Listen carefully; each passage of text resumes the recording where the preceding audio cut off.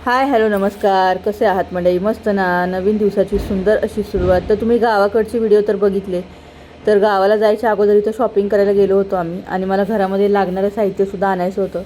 पण त्याच्या अगोदर खूप जास्त ऊन झालेलं होतं, त्याच्यामुळे मग काय भूक लागली आणि मग आम्ही जेवायला बसलो. पहिले इथे जेवण वगैरे ऑर्डर केलं होतं. अगोदर मिसळ घेतलेली होती आणि मग त्याचा शूट घेतला. त्याच्यानंतर हे संपूर्ण असं जेवण थाळी वगैरे होती. तर खूप छान असं जेवण होतं.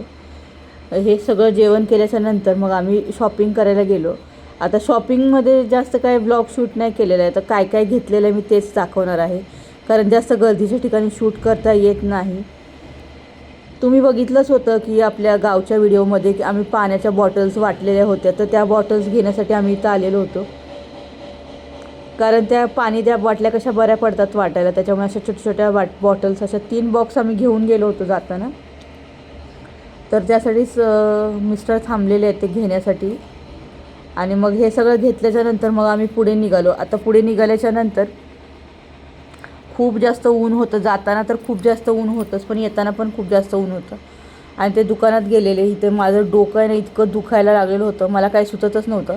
आणि माझं एक नवीनच झालेलं आहे की उन्हाचं मध्ये जास्त प्रवास झाला की खूप डोकं दुखतं. अक्षरशः क्रोसिन खाल्ल्याशिवाय मला काही सुचत नाही. आता हे माझं बरेच दिवसाचं झालेलं आहे, त्यामुळेच आम्ही गावचा जो प्रवास आहे तो एक तर रात्रीचा केलेला आहे आणि एक संध्याकाळचा केलेला आहे. दिवसाचा प्रवास अजिबात केला नाही. आता हे सगळं झाल्याच्यानंतर बघा आम्ही घरी आलो. घरी आल्याच्यानंतर काय काय आणलेलं आहे ते दाखवते बघा. इथं मांडणी आणलेली आहे, कारण माझ्याकडे ना भांड्याची मांडणी नव्हती आणि छोटं मोठं सामान तवा वगैरे नव्हता. आता तवा पण खूप छान आणलेला आहे बरं का. तो खूप दिवस मी ना ॲल्युमिनियमचा तवाच वापरलेला आहे. तर आता आहे ना खूप छान असा तवा मला भेटलेला आहे. ब्रँड कोणता आहे ना ते मी लवकरच तुमच्याशी शेअर करेनच. आता मला नाव खरंच माहीत नाही आहे त्याचं.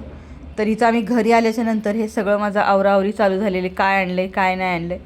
आता येताना आम्ही आहे ना बाजारामध्ये जेव्हा गेलो होतो तेव्हा तिथे एक मावशी होत्या, फ्रूट्स विकत होत्या, म्हणजे फळ, हे घ्या ते घ्या ते घ्या. कधी कधी ना खूप जास्त जबरदस्ती करतात आणि आपल्याला त्या गोष्टी कधी नको असल्या तरीसुद्धा घ्याव्या लागतात. तर त्यांनी खूप जास्त जबरदस्ती केली होती. अजून केळी घ्या वगैरे बरंच काय काय, आंबे घ्या. तर आम्ही त्याच्यामधून कलिंगड घेतलं होतं आणि मेलन म्हणजे ते खरबूज घेतलेलं होतं. तर एवढं काय गोड नव्हतं.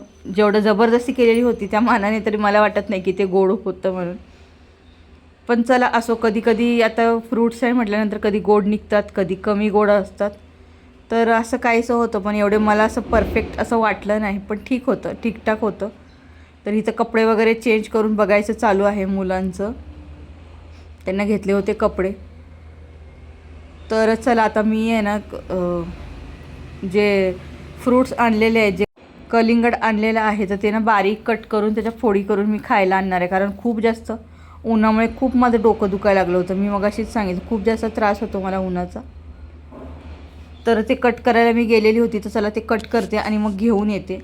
आजचा व्हिडिओ खूप खास राहणार आहे, तर व्हिडिओ शेवटपर्यंत बघा, म्हणजे तुम्हाला कळेल की आजच्या व्हिडिओमध्ये मी काय काय शेअर केलेलं आहे ते. तर हे मोठं कलिंगड होतं, जवळजवळ असेल 2 किलोचं वगैरे असेल, खूप जास्त होतं वजन होतं. तर मला वाटलं होतं खूप जास्त गोड असेल, पण ठीकठाक होतं. एवढं गोड असं मला हवं असं इतकं नव्हतं, म्हणजे जितकं आपल्याला आवडतं. आता इथं कलिंगडचे पीसेस करून घेतले आणि त्याच्यानंतर मग आम्ही सर्वांनी मिळून खाल्ले. आता याच्यानंतर काय मी ब्लॉग शूट केला नाही, डायरेक्ट दुसऱ्या दिवशीच घेतलेला आहे. तर दुसऱ्या दिवशी मी डायरेक्ट शूट घेतलेला आहे. तर आता 11 वाजलेले आहेत, जसं मी सांगते. कपडे वगैरे धुवून झालेले होते, ते पण अर्धेच धुतले. आता स्वयंपाक बनवायचं होतं, त्याच्यामुळे ते ठेवून दिलं. हे मंदिर आपण काल आणलेलं होतं, तर ते पण लावून घेतलं. आणि ही मांडणीसुद्धा मग रात्रीच लावून घेतलेली होती. खूप जास्त कंटाळा आला होता, पण ते रात्रीच लावून घेतलेलं होतं. आता स्वयंपाक बनवायला अर्धी तयारी करून घेतली. तर काय काय केलेलं आहे ते तुमच्याशी शेअर करते पटकन, चला.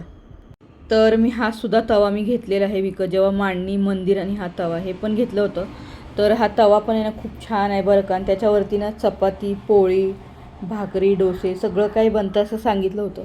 मला थोडासा डाऊट वाटत होता, म्हटलं आता काय माहीत बनेल की नाही बनेल, कारण याची किंमतसुद्धा थोडी जास्त आहे. पण माझ्याकडे ना डोशाचं पीठ शिल्लक होतं, म्हणून म्हटलं चला बनवून तरी बघू कसे बनत आहेत. तर ठीकठाक बनले होते.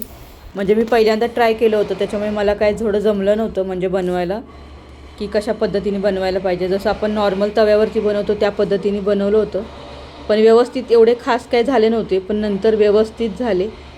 तर आता इथं बघा कुकर लावून घेते, डाळ भात. आणि आज मी बनवणार होती कोबीची भाजी खूप दिवसाच्या नंतर बनवते कोबीची भाजी. कारण आता मी जिथे नवीन ठिकाणी जिथे राहायला आले तिकडे जास्त भाज्या वगैरे मला मिळत नाहीत. अगोदर जिथे होती तेव्हा कसं पटकन भाजी 5 मिनटात आणायला गेलं तरी लगेच मिळायची, पण आता तसं होत नाही. भाजी वगैरे आणायची असेल तर मला जवळजवळ अर्धा तास तरी चालावं लागेल, त्याच्यानंतर मला भाजी मिळेल. त्याच्यामुळे ज्या भाज्या अवेलेबल असतात त्याच बनवावे लागतात. तर ते आणून ठेवलेली होती. तर इथं पीठ पण आता मळून झालेलं आहे, त्याच्यामुळे मला खूप दिवसापासून कोबीची भाजी खायची होती, बनवलीच नव्हती. तर म्हटलं आज चला बनवूया. कोबी, बटाटा आणि वाटाणे मस्त अशी भाजी तयार होते. सिंपलच आहे बनवण्याची पद्धत. पीठ पण आपलं झालेलं आहे, एका कुकर झालेला आहे. आणि इथं बघा जे डोसे मी सांगितले तुम्हाला तर ठीक झाले होते. आता हे जे आहेत ना हे मच्छीला देण्यासाठी मी ठेवणार आहे, कारण मिस्टर रोज सकाळी फिशला जेवण द्यायला जातात, तर तेव्हा देण्यासाठी हे कामाला येतील म्हणून मी ठेवून दिले. तर चला आता आपण पुढं बघूया की मी काय काय करते. तर आता मी भाजी बनवून घेते. बघा कढईमध्ये तेल टाकून घेतलं, थोडंसं जिरं टाकलेलं आहे, त्याच्यामध्ये कांदा टाकून घेतला. कांदा व्यवस्थित परतून घ्यायचा आहे. याच्यामध्ये आपल्याला आहे ना हिरवी मिरची, लसूण याचा ठेचा करून घेतला होता तो टाकलेला आहे. याच्यामध्ये आता मी आहे ना बारीक चिरलेले एकदम टोमॅटो टाकणार आहे. सिंपल अशी भाजी आहे पण चवीला उत्तम अशी लागते. बघा हे व्यवस्थित असं परतून घेतलं की याच्यामध्ये आपल्याला थोडीशी हळद टाकायची, थोडासा गरम मसाला टाकायचा आणि थोडंसं मीठ टाकायचं आहे. कांदा आणि टोमॅटो लवकर मऊ पडावा, लवकर शिजावं म्हणून. आणि व्यवस्थित असं आहे ना हे परतवून घ्यायचं. आणि याच्यामध्ये आपण जे कोबी कट करून घेतलेलं आहे, कोबी, बटाटा आणि वाटाणे घेतले आहेत, हिरवे वाटाणे, तर ते टाकायचे आणि व्यवस्थित मिक्स करून घ्यायचं, परतून घ्यायचं. याच्यामध्ये ना मीठ टाकायचं आहे, झाकण ठेवायचं आणि वाफ काढायची. खूप सुंदर अशी भाजी तयार होते. नक्की ट्राय करा. आता मस्त बघा इथं आहे ना आपली ही कोबीची भाजी अशी झालेली आहे. तर छान अशी वाफ काढून घेते. मला ही कोबीची भाजी आहे ना खूप आवडते. खूप आवडते म्हणण्यापेक्षा ही भाजी मी 2 वेळा तरी म्हणजे 2 टाईम नक्की खाऊ शकते. तर खूप भारी होते या पद्धतीने केल्यावर. सिंपल अशीच आहे आणि सगळ्या माझ्या रेसिपी सगळ्या सिंपलच असतात. जे रोज नेहमी बघतात ना त्यांना माहितीच आपल्या रेसिपी. तर कुकर झाला आहे. आता इथं भाजी पण झालेली आहे. तर पटकन चपात्या बनवून घेते आणि मग कपडे धुवायला जाते. लादी वगैरे पुसून झालेली आहे. तर सध्या काय ना इकडे जा तिकडे जा आणि रोजचं शेड्यूल आहे ना एकदम असं बिझी असतं. खूप कंटाळा येतो आणि व्हिडिओ पण बनवायचा कोण व्ह्यूज नसल्यामुळे ना मला खूप कंटाळाच येतो व्हिडिओ बनवायचा. तर बघूया आता परत एकदा नव्याने सुरुवात करते. बघ तर चला आता ही भाजी बनवून घेते वापस. मस्त त्याच्यावर झाकण ठेवा आणि वाफ काढून घे. तर आता बघा ठेवली आता भाजी करायला. मी तुम्हाला हात जोडून विनंती करते की तुम्ही व्हिडिओ पूर्ण बघण्याचा प्रयत्न करा. अर्धवट व्हिडिओ सोडू नका. आता आपले गावचे व्हिडिओ पण येतील.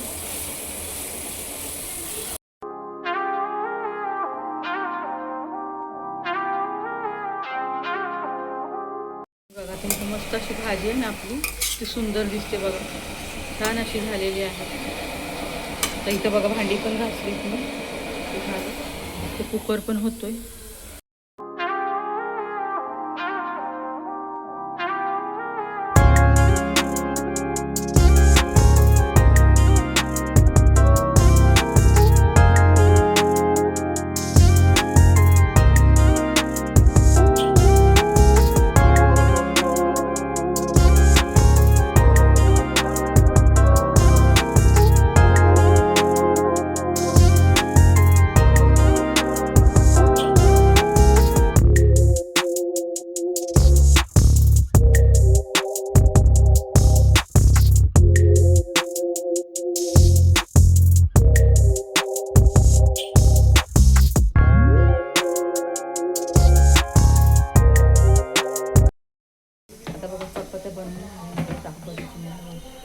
अशा चपाती मस्त अशा बनवून झालेल्या आहेत. भात पण झाला, भाजी झाली, डाळ झाली. तर बॅक कॅमेरा करूनच दाखवतो.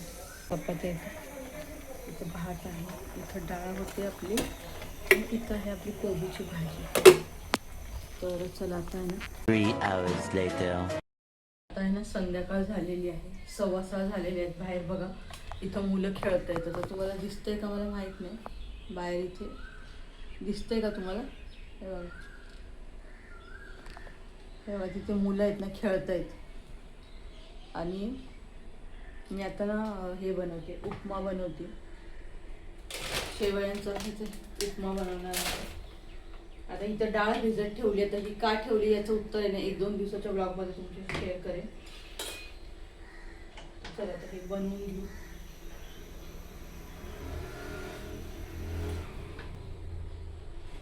आज आपण कोबीची भाजी बनवली होती तर सगळी संपली.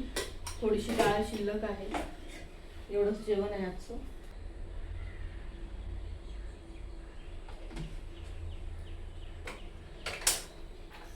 आता जरा भाजून घेते. खूप दिवस झालं बनवलं नव्हतं मी. खूप दिवस झालं आणून पडले ते. आता आज बनवावं.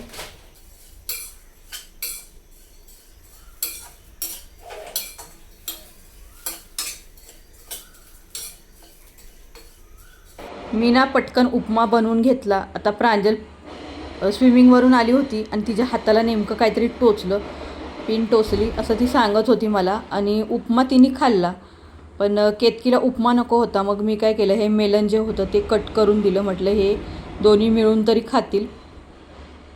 तर ती मला सांगते की तिला कसं टोचलं ते. आता हे सगळं झाल्याच्या नंतर आहे ना, मुलांनी नाश्ता वगैरे केला आणि आम्ही गावी जायची तयारी केलेली आहे.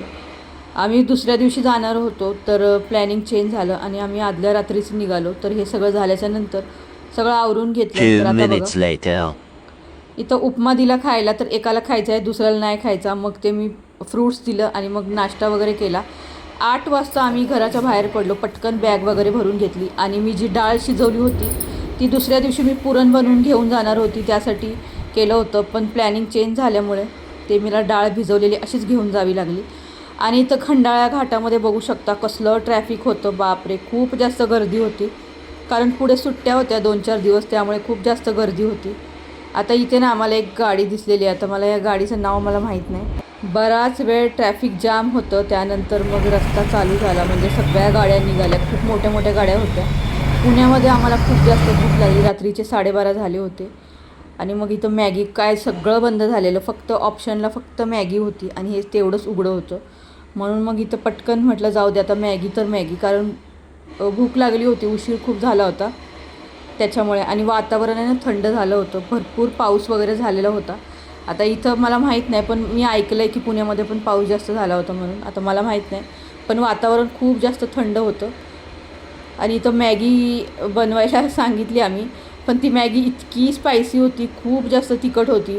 पण मॅगी खूप छान होती, पण खूप जास्त तिखट असल्यामुळे ती खाताच आली नाही. त्यांची बनवण्याची पद्धत म्हणून म्हटलं चला शूट घेऊया. पण रात्री 12:30-1 झाला होता. उशीर झालेला आम्हाला घरी पोचायला. आम्ही घरी 4:30 वाजता सकाळी पोहोचलो आणि यावेळेला आम्ही पुण्यात होतो. निघतानाच उशीर झालेला आणि तुम्हाला ट्रॅफिक तर मी सांगितलंच. दिवसभराची खूप जास्त धावपळ होती आणि दुसऱ्या दिवशी यात्रा होती, त्याच्यामुळे मला भरपूर असं काम होतं. मग काय इथं पटकन मॅगी बनवलेली खाऊन घेतली मिळून बसून आणि पुन्हा आपल्या पुढच्या मार्गाला निघालो. तर इथं बघा, मॅगी त्यांची बनवण्याची पद्धत आहे ना खूप वेगळी आहे. मॅगीमध्ये ना खूप जास्त मसाले टाकलेले होते आणि मिरच्या वगैरे खूप जास्त होत्या. खूप स्पायसी अशी. लहान मुलं तर अजिबातच खाणार नाहीत. आता गॅस महाग झालेला आहे, त्याच्यामुळे बघा लोकांना चुलीवरती यावं लागलं आहे. तर चुलीवरती स्वयंपाक बनवला जातो. तर हे चुलीवरचंच आहे, गॅस वगैरे नाही आहे हा. आमच्याकडे सुद्धा गावाला अशीच ही चूल आहे. खूप छान आहे बरं का ही चूल. याला एक बटन आहे, त्याच्यानेच ती हवा पण लागते त्याला आणि जाळ पण होतो. आपल्याला कसं ते फुकणीने फुकावं लागतं नॉर्मल चुलीला, पण ह्याला असं काय नसतं. पंखा आहे, ही चार्ज करायची आहे, चार्जिंगवाली चूल आहे. तर आमच्याकडे सुद्धा आहे. तर मॅगी बनवत होते ते आणि बघा त्यांची मुलगी कशी खेळते. म्हणजे हे परप्रांतीय आहेत, जे महाराष्ट्रामध्ये येऊन असं धंदा वगैरे करत असतात. पण हे खूप जास्त मेहनत करत असतात बरं का. अजिबात सोडत नाहीत, हा धंदा करणं थांबवत नाहीत. किती पण त्रास होऊ दे, पण काम पूर्ण करतात. म्हणून म्हटलं चला पटकन एक शॉट घ्यावा.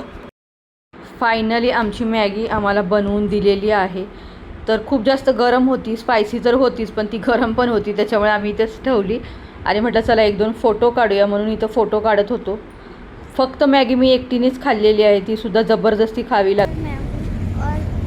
हम हाईवे पर है, सब होटल्स बंद हो चुके हैं क्योंकि 1:30 बजे हमको 3 बजने वाले हैं गाँव जाने के लिए. तो 2 घंटा बचा है और अभी हाईवे पर एक ये मिला था,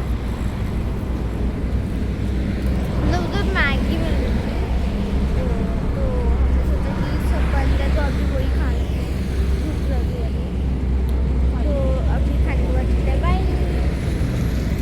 तर मॅगी वगैरे खाल्ली आणि त्याच्यानंतर आमचा पुढचा प्रवास सुरू झालेला आहे. तर व्हिडिओ मी आता इथंच एंड करते. कसा वाटला ते जरूर कळवा. आवडला तर लाईक करा, शेअर करा आणि तुम्ही अजूनही आपल्या यूट्यूब चॅनलला सबस्क्राईब केलं नसेल तर सबस्क्राईबसुद्धा करा. भेटूया नवीन व्हिडिओमध्ये. तोपर्यंत बाय. सर्वांना श्री स्वामी समर्थ.